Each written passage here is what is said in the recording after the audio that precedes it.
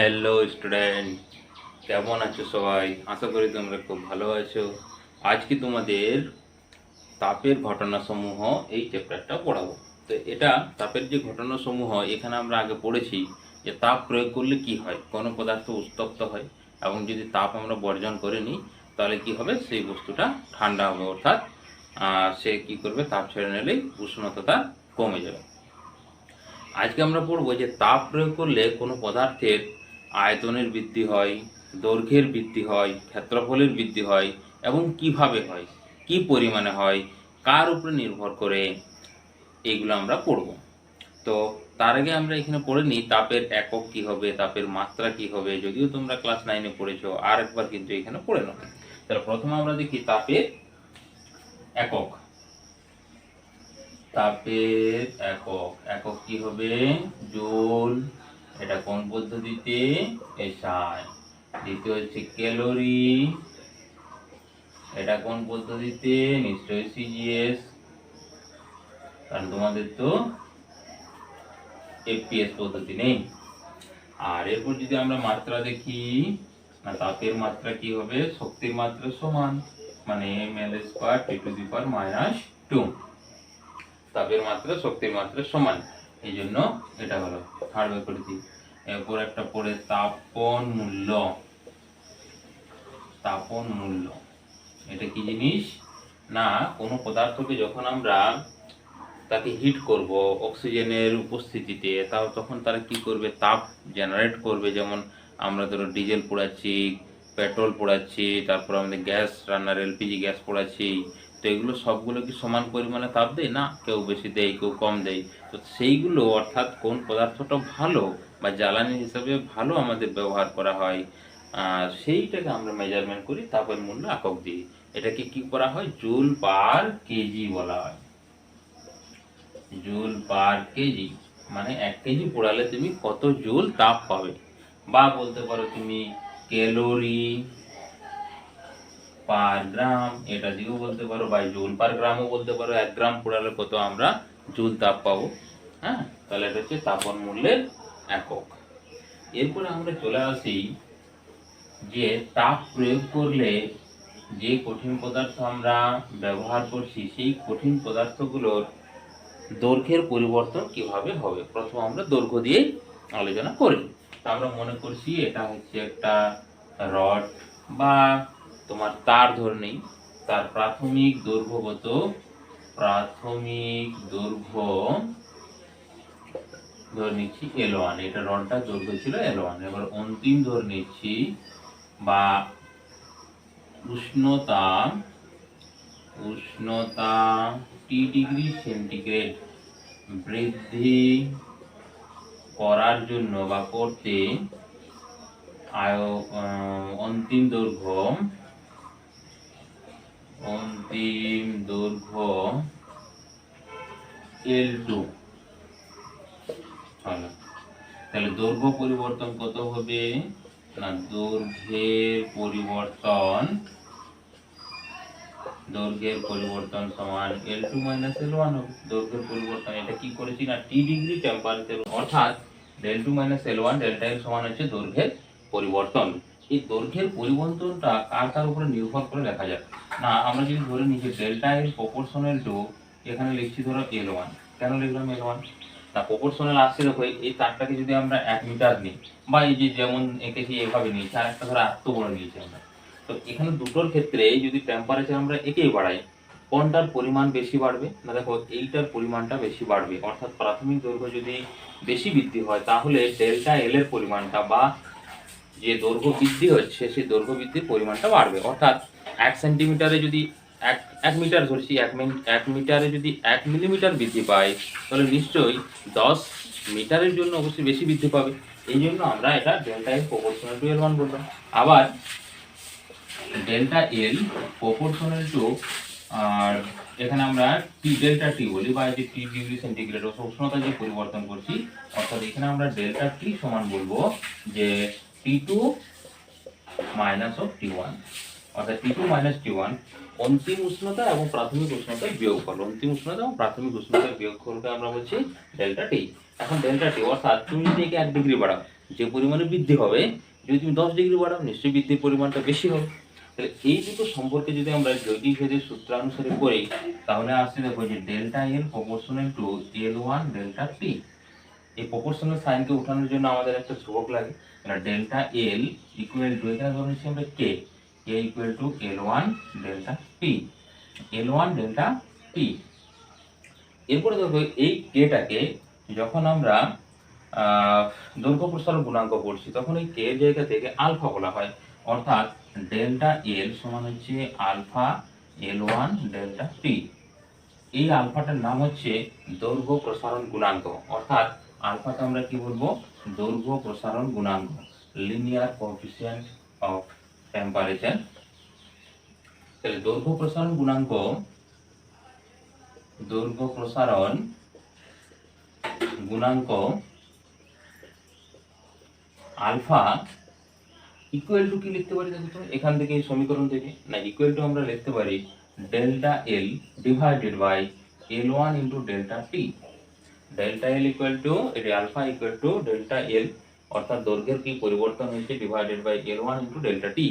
এরপর দেখো আমরা L1 টাকে বলছি 1 আর ডেল্টা টি কে বলছি আমরা 1।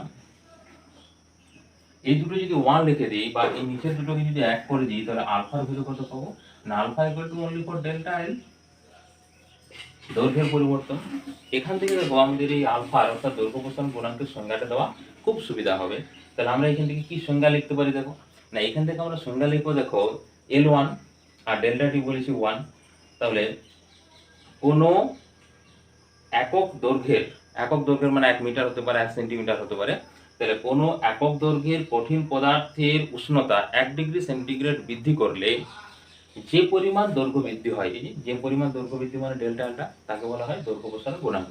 তার মানে তোমরা যদি এই ফর্মুলাটা মনে রাখো এবং এই স্টেপটা মনে রাখো যে নিচের দুটোকে যদি আমি এক করে দিই, তাহলে আমাদের চলে আসছে alpha equal to delta L. তাহলে এখানে তোমাদের যে প্রশ্ন পড়ে দৈর্ঘ্য প্রসারণ গুণাঙ্ক কাকে বলে, সেই ডেফিনেশনটা তোমরা নাম মুখস্থ করেও কিন্তু এখানে লিখতে পারবে। কোনো কঠিন পদার্থের একক দৈর্ঘ্যের কোনো কঠিন পদার্থের উষ্ণতা 1 ডিগ্রি বৃদ্ধি করলে যে পরিমাণ দৈর্ঘ্য প্রসারণ হয়, তাকে বলা হচ্ছে দৈর্ঘ্য প্রসারণ গুণাঙ্ক।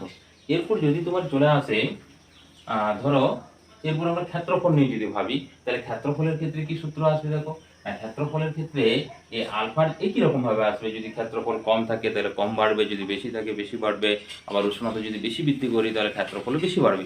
অর্থাৎ এইটাকে আমরা লিখে দিচ্ছি যে দৈর্ঘ্য প্রসারণ গুণাঙ্ক যেমন লিখেছি, সেটাকে কি লিখবো, ক্ষেত্রফল প্রসারণ গুণাঙ্ক।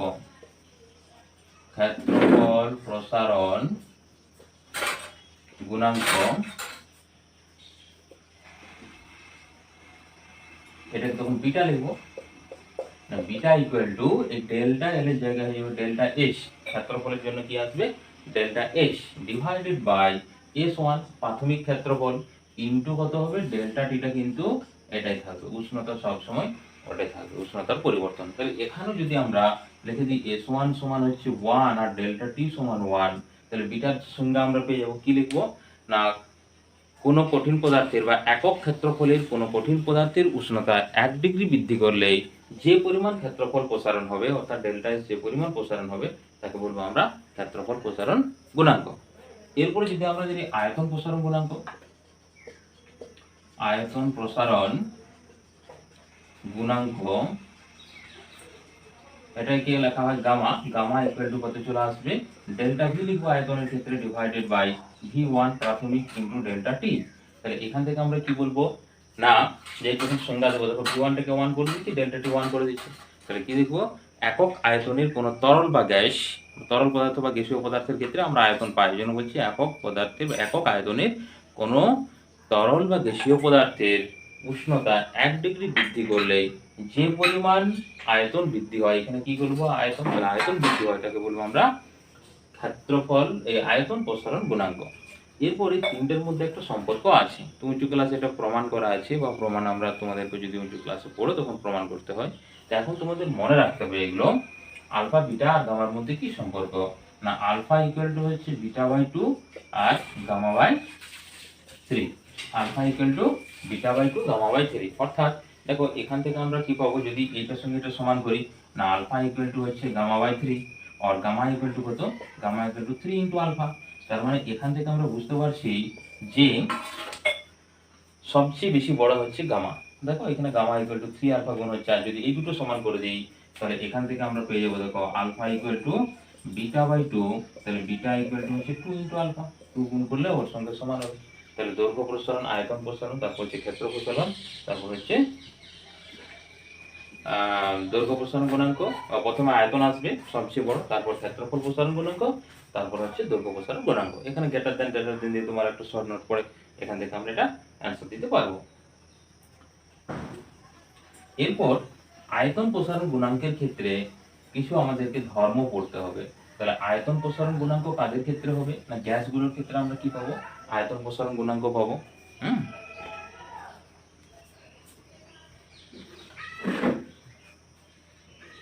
দেখো গ্যাসের ক্ষেত্রে যে আয়তন প্রসারণ গুণাঙ্ক আমরা পাই, এখানে গ্যাসের বা তরলের ক্ষেত্রে, প্রথমে তরলের ক্ষেত্রে আগে বলি, তরলের ক্ষেত্রে কি হয় দেখো, আমরা একটা জাস্ট সিম্পল একটা এক্সপেরিমেন্ট, সহজ একটা পরীক্ষার সাহায্যে বুঝতে পারবো।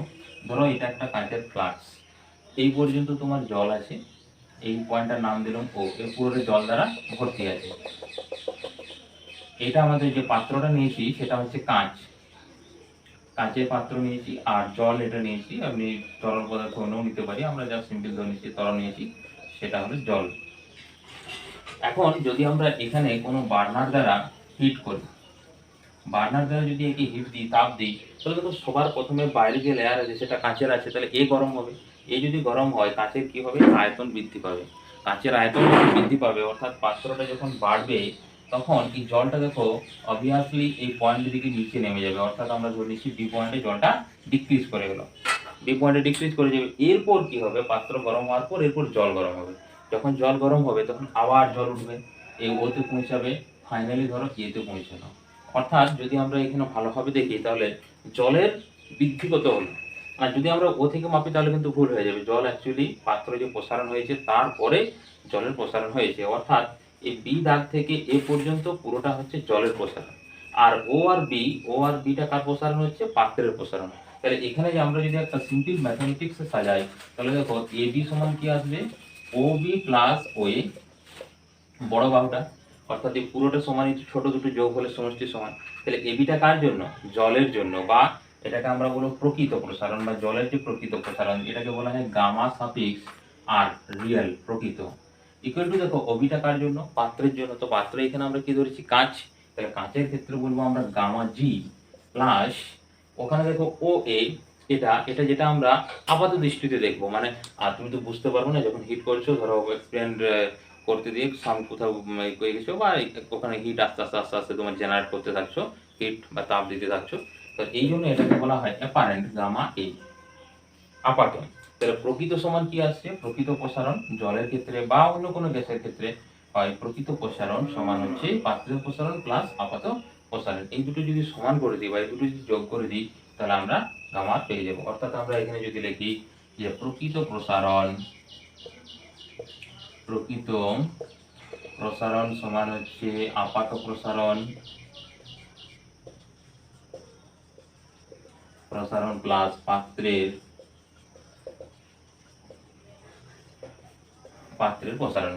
এই সম্পর্কটা মনে রাখবে, সম্পর্কটা থেকে তোমাদের নিউমেরিক্যাল পড়ে বা অনেক ক্ষেত্রে শর্ট নোট যেগুলো আছে, মাল্টিপল চয়েস আছে, সেই মাল্টিপল চয়েসগুলোর ক্ষেত্রে এটা জানতে রাখা হয়, এই এক্সপেরিমেন্টের সাহায্যে আমরা বুঝতে পারি। এরপর চলে আসি গ্যাসের ক্ষেত্রে। না গ্যাসের ক্ষেত্রে কি হয়, বা প্রথম চ্যাপ্টারে আমরা গ্যাসে পড়েছি যে গ্যাসের হচ্ছে তিনটা ভেরিয়েবল আছে, আর তিনটা যে চলরাশি আছে সেই চলরাশিগুলোর নাম হচ্ছে টি, পি আর ভি। তো আমরা বয়েল সূত্র, চার্লসের সূত্র যখন পড়েছি তখন দেখেছি যে কখনো আমাদেরকে চাপকে ধ্রুবক রাখতে হয়েছে, কখনো উষ্ণতাকে ধ্রুবক রাখতে হয়েছে, তাছাড়া যদি চাপ পরিবর্তন করে দুজনেই পরিবর্তন হয়ে যাবে। তো এই দুটো যখন পরিবর্তন হবে, কি ভারে পরিবর্তন হবে সেটা কিন্তু আমরা ঠিকঠাক বুঝতে পারি না। এই জন্য কি করা হয়, এখানে একবার চাপকে ধ্রুবক রাখা হয় আর একবার আয়তনকে ধ্রুবক রাখা হয়, অর্থাৎ এর গামা আমরা কটা পাবো, দুটো পাবো, একটা কি পাবো না গামা পি, আর একটা কি পাবো গামা ভি। যখন আমরা চাপকে ধ্রুবক রাখবো তখন ধরছি গামা পি, আর যখন আয়তনকে ধ্রুবক রাখছি তখন হচ্ছে গামা ভি। এগুলো কি আয়তন প্রসারণ গুণাঙ্ক, অর্থাৎ গ্যাসের কটা আয়তন প্রসারণ গুণাঙ্ক আছে, দুটো আছে, এবং এই আয়তন প্রসারণ গুণাঙ্কগুলো পরস্পরের সঙ্গে কি সমান হয় চাপের ক্ষেত্রে এবং চাপের ক্ষেত্রে এবং আয়তনের ক্ষেত্রে যে দুটো আমরা তাদেরকে ধ্রুবক রেখে যে আমরা দুটো পাবো আয়তন প্রসারণ গুণাঙ্ক, সেই আয়তন প্রসারণ গুণাঙ্কগুলো কিন্তু পরস্পরের সঙ্গে সমান হয় এবং এর মান গামা পি এবং গামা ভি দুটোর ক্ষেত্রে এই gamma P equal to gamma V equal to 1/273 এটা ভ্যালু সমান হয়, গামা পি দুটোর মানটা সমান হয়। এটা একটা ছোট এক্সপেরিমেন্ট করা হয়, যদি উঁচু ক্লাসে তোমরা পড়ো এক্সপেরিমেন্ট দেখবে সুন্দর একটা এইভাবেই পাত্র নেওয়া হয়, যেমন আমরা পাত্র ধরেছিলাম এইভাবে পাত্র নেওয়া হয়। এখানে তোমার প্রথমে ভেপার রাখা হয়, মানে এমনি বায়ু, তারপরে কি জলের ভিতরে ডুবিয়ে গরম করা হয়। এখানে মার্কারি লেভেল থাকে, পাইপ দিয়ে মার্কারি লেভেল কতটা আয়তন পরিবর্তন হচ্ছে সেই অনুসারে আমরা এটার মান নির্ণয় করি। কোন ফর্মুলা থেকে না গামা, ধরো আমরা এখানে এবার কাকে স্থির রাখবো, যদি চাপকে স্থির রাখি তো ধরো চাপটাকে স্থির রাখা এখানে সোজা হয়, তো চাপকে স্থির রাখলে তার ক্ষেত্রে কি ফর্মুলা পাবো, গামা পি সমান হচ্ছে ডেল্টা ভি।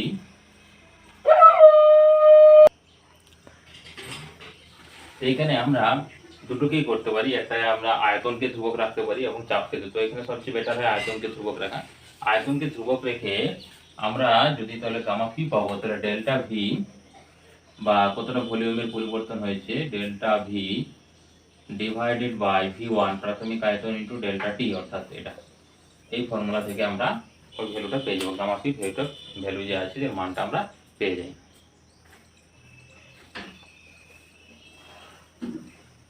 আচ্ছা, এরপর আমাদের দৈর্ঘ্য প্রসারণ গুণাঙ্ক, ক্ষেত্রফল প্রসারণ গুণাঙ্ক এবং আয়তন প্রসারণ গুণাঙ্ক এইগুলোর একক এবং মাত্রা। আলফা প্রথমে একক, সবগুলোর ক্ষেত্রে সেম আসবে, আলফা বলো বিটা বলো গামা বলো সবারই একক কিন্তু সেম আসবে। একক কি হবে দেখো, আলফার যে ফর্মুলা রয়েছে ফর্মুলা যেটা আমরা লিখি alpha equal to delta L divided by L one into delta T. দেখো এ এল ওয়ানের একক আর এ এল ওয়ানের একক ক্যান্সেল হয়ে গেল, তাহলে পড়ে থাকছে নিচে কি ডেল্টা টি।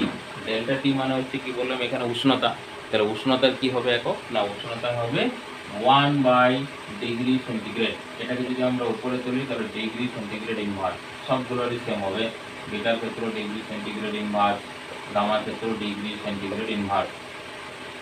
মাত্রা কি হবে না মাত্রা দেখো নিচে আছে কি টেম্পারেচার, দেখো এটিটা হচ্ছে নট সময়, সময় নয় টেম্পারেচার উষ্ণতা, তাহলে এখানে কে হিসাবে তুমি ধরতে পারো বা অনেক ক্ষেত্রে বড় থিটা ধরো, কে ধরছি আমরা, তাহলে মাত্রা হলো 1/k অর k⁻⁻1। একটা হচ্ছে তো মাত্রা, এটা সার্বজনীন দ্বারা ধরে দিলাম, তাহলে একক এবং মাত্রা পেয়ে গেলাম। একক মাত্রা শর্ট নোটের জন্য খুব গুরুত্বপূর্ণ। এরপর আমরা চলে আসি যে তাপ পরিবহন তিনটে পদ্ধতিতে হয়, পরিচলন, পরিবহন এবং বিকিরণ। তিনটে পদ্ধতির মধ্যে কীভাবে তাপ পরিবাহিত হয়, যেমন যদি আমরা বিকিরণের কথা ভাবি, বিকিরণের ক্ষেত্রে তাপ পরিবাহিত হয়, কোনো মাধ্যমের প্রয়োজন হয় না, আর বাকিগুলোর ক্ষেত্রে মাধ্যমের পরিবহন এবং পরিচালনের ক্ষেত্রে মাধ্যমের প্রয়োজন হয়। তো আমরা এখানে যে মাধ্যমের পরিবহন, মাধ্যমের যে প্রয়োজন হয় অর্থাৎ যে মাধ্যমগুলো, সেই মাধ্যমগুলো নিয়ে আমরা দেখি যে কি আসছে। এখানে ধরে নিচ্ছি ধরো একটা আমাদের কোনো মাধ্যম আছে, কোনো কঠিন পদার্থ আছে, এই কঠিন পদার্থের একদিকে আমরা ধরো টেম্পারেচার কত করেছি θ1 আর উল্টা দিকে টেম্পারেচার করেছি আমরা ধরো θ2, আর এর যে ক্রস সেকশনাল এরিয়া অর্থাৎ যে ক্ষেত্রফল, সেই ক্ষেত্রফলটা ধরে নিচ্ছি a, আর ডিস্টেন্সটা দুটো প্লেটের মধ্যে ডিস্টেন্সটা হচ্ছে d। এখন যদি আমরা এই জায়গাটায় উষ্ণতা মানে কোনো জায়গায় কোনো কারণে এখানে হিট দিচ্ছি, সেই হিটটা জেনারেটেড হবে Q প্রপোর্শনাল টু θ2 মাইনাস θ1। এখানে θ1টা গ্রেটার দেন হবে ডিভাইড ইনটু θ2, এই জন্য θ1 মাইনাস আমরা θ2 লিখেছি। এমনি সিম্পল বুঝতে পারবে। দেখো যখন আমরা শীতকাল হয় আমাদের যে খাবার খুব তাড়াতাড়ি ঠান্ডা হয়, তার কারণ আমাদের যে খাবার সেটা ধরে নিচ্ছি যে 100 ডিগ্রি সেন্টিগ্রেড উষ্ণতায় আছে। এরপর যখন শীতকাল হয় তার ক্ষেত্রে টেম্পারেচার অনেক কম হয়, তাহলে খাবারের টেম্পারেচার জাস্ট ধরে নিচ্ছি যে তোমার 100 ডিগ্রি সেন্টিগ্রেড, আর শীতকালের ক্ষেত্রে ধরো 10 ডিগ্রি সেন্টিগ্রেড, তাহলে ডিফারেন্স কত হলো 90। এবার যদি গ্রীষ্মকালে চলে এসো তার ক্ষেত্রে দেখো খাবারের টেম্পারেচার আমরা জাস্ট ধরে নিচ্ছি যে 100 ডিগ্রি সেন্টিগ্রেড, আর তোমার গ্রীষ্মকালের টেম্পারেচার কত থাকে মোটা 35 থেকে 40, তাহলে এই ডিফারেন্সটা দেখো কমে যাচ্ছে, 60 হয়েছে, ওখানে কত ছিল 90 আর এখানে 60 হচ্ছে, মানে θ2 মাইনাস θ1 যে ডিফারেন্সটা, অর্থাৎ এটা যদি বৃদ্ধি পায় তাহলে তাপ কিন্তু তাড়াতাড়ি ছেড়ে দেবে বা তাপ চলাচল বা তাপ পরিবহন খুব তাড়াতাড়ি হবে, এই জন্য আমরা এটা প্রপোর্শনাল লিখেছি। এরপর দ্বিতীয় নাম্বার করছি যে Q প্রপোর্শনাল টু A। অর্থাৎ ক্রস সেকশন এরিয়া যত বেশি হবে, আমরা যদি কোনো একটা গ্লাসের মধ্যে জল রাখি বা গ্লাসের মধ্যে ধরে চা রেখেছি, তো সেখান থেকে তাড়াতাড়ি যে হারে ঠান্ডা হবে যদি আমরা থালার মধ্যে ঢেলে দিই বা কোনো প্লেটে ঢেলে দিই, সেখানে কি হবে, ঠান্ডা হওয়ার প্রবণতাটা বেড়ে যায়। অর্থাৎ কী হয় না, ক্ষেত্রফলটা বেশি বৃদ্ধি পায়। অর্থাৎ ক্ষেত্রফল যত বেশি বৃদ্ধি হবে তাপ পরিবহনের মাত্রাটা বেশি হবে। আর divided by Q proportional to 1/d, অর্থাৎ এই ডিস্টেন্সটা যত বেশি বৃদ্ধি হবে, ডিস্টেন্সটা যদি বৃদ্ধি হয় তাহলে তাপের যে পরিবহন, সেই তাপের পরিবহনের মাত্রাটা কিন্তু কমে যাবে। যেমন আমরা যদি একটা বড় খুন্তি নিই আর ছোটো খুন্তি নিই, তো বড় খুন্তি নিয়ে যখন আমরা নাড়ানাড়ি করবো তাপটা অনেকক্ষণ পর আসবে। ছোটো খুন্তি নিয়ে যদি করি কিছুক্ষণ, আমরা যদি কোনো কিছু ধরো রান্নাই করছি, সেই রান্না করার ক্ষেত্রে তাড়াতাড়ি চলে আসবে। কোনো একটা রডকে যদি আমরা ছোটো রডকে উনুনে ধরি, আমরা হাতটা তাড়াতাড়ি গরম হয়ে যাবে। যদি বড় রড নেই, অনেকক্ষণ পর তাপ আসবে। অর্থাৎ দূরত্ব বাড়লে তাপ পরিবহন হার বলতে পারি বা তাপ পরিবহনের পরিমাণ বলতে পারি, এটা কিন্তু কমে যায়। এইগুলোকে তিনটেকে যদি আমরা এরপর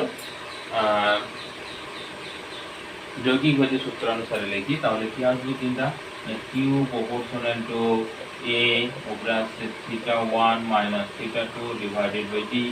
কিন্তু যদি আমরা হার বলি, অর্থাৎ কত টাইমে হচ্ছে, বা টাইমটা যত তোমার বেশি যাবে তার ক্ষেত্রে কি তাপ পরিবহনের মাত্রাটা কিন্তু বেশি হবে। অর্থাৎ এইখানে আমরা, আচ্ছা তাহলে এখানে লিখে দিই কিউ প্রপোর্শনাল টু হচ্ছে টি, এটা হচ্ছে আমাদের সময়, এই টিটা কিন্তু উষ্ণতা নয়, সময়। তাহলে এখানে এটাও টি চলে আসছে, বা আমরা এখানে দেখতে পাই Q by T equal to K A θ1 minus θ2 divided by D. এখন এই প্রপোর্শনাল সাইনকে সমানুপাতিক চিহ্নকে তোলার জন্য আমাদের একটা ধ্রুবক লেগেছে, ধ্রুবক লেখার জন্য সমান হয়ে গেছে। এই কেটার একটা নাম আছে, ধ্রুবকটা, এই কেটাকে বলা হয় তাপ পরিবাহিতাঙ্ক।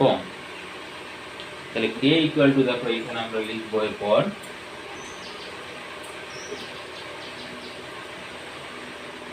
এটা ছিল কিউ বাই টি, এটা হচ্ছে কিউ বাই টি। তাহলে কে ইকুয়াল টু আসছে,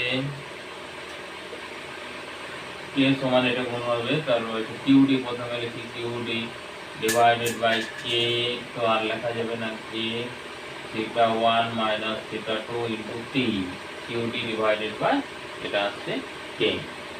এখন যদি আমরা এখান থেকে কে এর একক বা মাত্রা আমরা খুঁজি, দেখা যাক একক মাত্রা কি হবে না, কে ইকুয়াল টু কিউ মানে কি তাপ, তাপের একক আমরা জুলে করছি, জুল, ইন্টু ডি, ডি মানে কি বললাম, ওই যে দূরত্ব, তাহলে দূরত্ব মানে হবে মিটারই করি, মিটার, ডিভাইডেড বাই এ ক্ষেত্রফল, তারপরে কি আসবে মিটারের স্কয়ার, ইন্টু এই θ1 মাইনাস θ2, θ1 মাইনাস θ2 কি না, θ1 মাইনাস θ2 হচ্ছে উষ্ণতা, উষ্ণতাকে আমরা কি বলবো, ডিগ্রি সেন্টিগ্রেড, ইন্টু এইটিটা হচ্ছে সময় মানে হচ্ছে সেকেন্ড, এইটিটা কত হয়ে গেল, এইটিতে চলে আসছে তোমার সেকেন্ড। এখন দেখো এই জায়গাতে আমরা মিটার, ডিগ্রি সেন্টিগ্রেড, সেকেন্ড, তাহলে কে ইকুয়াল টু চলে আসছে, এদেরকে যদি আমরা উপরে উঠিয়ে দিই, তাহলে বাইরে কিছু কাটবে কি, একটা কাটবে, দেখো এই মিটার আর এই মিটার তোমার ক্যান্সেল হয়ে গেল, একটা মিটার থাকছে, তাহলে চলে আসছে তোমার জুল, মিটার, ইনভার্স, এটা উপরে চলে গেলে ইনভার্স হয়, ডিগ্রি সেন্টিগ্রেড এটা ইনভার্স হয়ে গেল, সেকেন্ড এটাও দেখো ইনভার্স হয়ে গেল, ডিগ্রি সেন্টিগ্রেড এটা ইনভার্স হয়ে গেল। এবার যদি আমরা ইংরেজি লিখি তাহলে কে ইকুয়াল টু আসবে joule, metre inverse, degree centigrade inverse, second inverse, এটি হয়ে গেল তার একক। এরপর তোমাকে যদি বলে সিজিএস লেখো, এটা আমরা সবগুলো এসআই সিস্টেমে করেছি, সিজিএস বলে তাহলে কে এর একক কি আসবে না, কে এর একক ইকুয়াল টু আসবে, জুলটা হয়ে যাবে ক্যালোরি, ক্যালোরি, মিটারটা হয়ে যাবে সেন্টিমিটার, ডিগ্রি সেন্টিগ্রেডে থাকবা কেলভিন, তো এটাকে ডিগ্রি সেন্টিগ্রেডটাকে এসআই কেলভিন লিখতে পারো, আর এটা ডিগ্রি সেন্টিগ্রেড লিখতে পারো। আচ্ছা, এটা সেকেন্ড ইনভার্স, বা এটাকে তুমি করে দিতে পারো, কে করে দিতে পারো, কেলভিনে কে ইনভার্স, এটা হচ্ছে কে ইনভার্স, এটাকেও করে দাও কে ইনভার্স, বা ডিগ্রি সেন্টিগ্রেডে রাখতে পারো, না এটা তো ডিগ্রি সেন্টিগ্রেডে থাকবে, দুটোই হয়, ডিগ্রি সেন্টিগ্রেডে লেখা হয়, কেলভিনে লেখা হয়। এরপর চলে আসি আমরা মাত্রায়, এগুলো একক হয়ে গেল কে এর একক এবং মাত্রায় চলে যায়। ফর্মুলা আমাদের ওটাই থাকবে K equal to Q T divided by A theta two minus theta one minus theta two into T. এরপর মাত্রায় চলে যাও, কে এর মাত্রা না কে এর মাত্রা দেখো আসবে কিউ মানে তাপ, এক প্রকার শক্তি মানে M L square T to the power minus two, D মানে দূরত্ব এল, তারপরে চলে আসছে এ ক্ষেত্রফল মানে L square, theta two minus theta one কে, টেম্পারেচার কেলভিন ধরা হয়, আর টিটা এখানে সময় তার মানে টি হলো। এরপর যদি আমরা এটাকে উপর নিচে যাতে একটু সিম্পলিফাই করি তাহলে এই টি ক্যান্সেল হয়ে গেল, তাহলে এখানে আসছে এম, এই টিটা যখন উপরে উঠবে মাইনাস থ্রি হয়ে গেল, আর কে রইল এল আছে একটা, তাহলে এলটাকে ভিতরে রেখে দিই, আর K to the power minus one, এই কেটা যখন উপরে উঠলো তখন মাইনাস ওয়ান হয়ে গেল, এটার মাত্রা পেয়ে গেল। এরপর আসবে কে এর সংজ্ঞা, তাপ পরিবাহিতাঙ্ক বলতে কি বুঝবো, তাপ পরিবাহিতাঙ্ক বলতে আমরা কি বুঝি। দেখো এই জায়গাটায় বারবার আমি তোমাদেরকে বলছি, এই সমীকরণটা তোমরা যদি ঠিকঠাক করে মনে রাখো, এখান থেকে তুমি এর সংজ্ঞাটা কিন্তু খুঁজে পেয়ে যাবে। দেখো নিচের গুলোকে সবগুলোকে ওয়ান করে দেবে, theta one minus theta two সমান আসছে ওয়ান, টি ইকুয়াল টু চলে আসছে ওয়ান। তো এগুলো সবগুলো যদি ওয়ান করে দিই তাহলে আমরা, তো এখানে এটা যদি আমরা ওয়ান করে দিই দেখো, এরপর আমরা লিখবো একক প্রস্থচ্ছেদের, প্রস্থচ্ছেদ a ইকুয়াল টু ওয়ান করেছি, তাহলে একক প্রস্থচ্ছেদের আচ্ছা ডি একটা জায়গাতে হ্যাডি আছে, আর ডিটাকে ওয়ান করে দাও তাহলে আমার সুবিধা হবে, ডি ইকুয়াল টু ওয়ান করে দিলাম। একক প্রস্থচ্ছেদের একক বেধের, বেধ কতটা পুরো, একক বেধের কোনো পদার্থের দুই প্রান্তের উষ্ণতার পার্থক্য 1 ডিগ্রি সেন্টিগ্রেড হলে, দেখো theta one minus theta two কি করেছি ওয়ান, তাহলে 1 ডিগ্রি সেন্টিগ্রেড হলে টি সমান 1 মানে সময় প্রতি সেকেন্ডে যে পরিমাণ কিউ মানে তাপ প্রবাহিত হয় তাকে বলবো আমরা কি তাপ পরিবাহিতাঙ্ক। তাহলে আমি এখানে এটা দেখে দেখে দেখো এইগুলো দেখে দেখে লিখছি। প্রথমে লিখছি একক প্রস্থচ্ছেদের,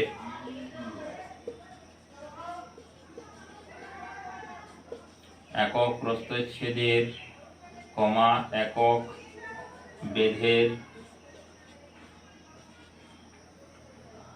কোন পদার্থের দুই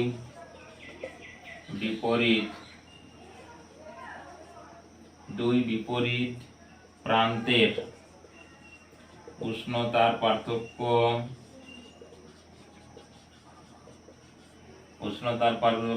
1 ডিগ্রি সেন্টিগ্রেড হলে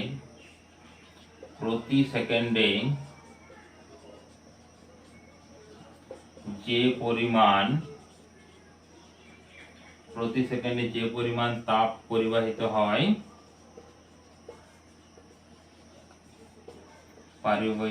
হয় তাকে তাপ পরিবাহিতাঙ্ক বলা হয়।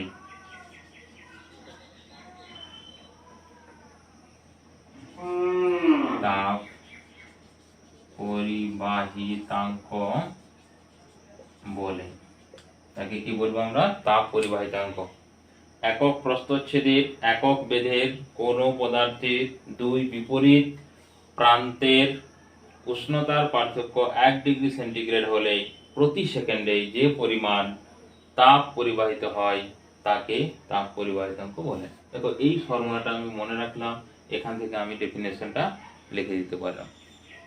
এরপর চলে আসি, একে যদি আমরা কিউ বাই টি এই হারে সমীকরণটা লিখি তাহলে দেখো কিউ বাই টি সমান আসছে K A theta one minus theta two divided by D,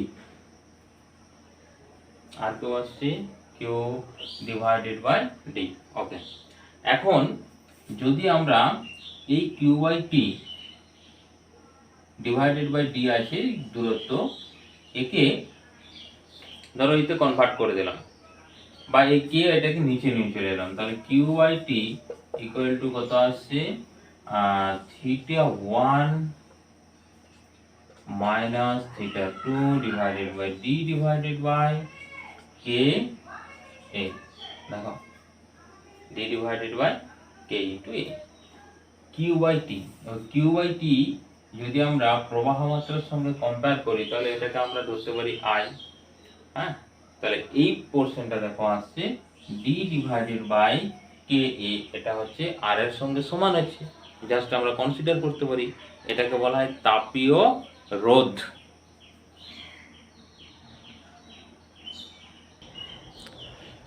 এটা হচ্ছে তাপীয় রোধ, বা এখানে ধরো যে তোমরা যদি তড়িৎ পড়েছো তাহলে এখানে দেখবে সিমিলারিটি পাবে I equal to V2 minus V1 divided by R।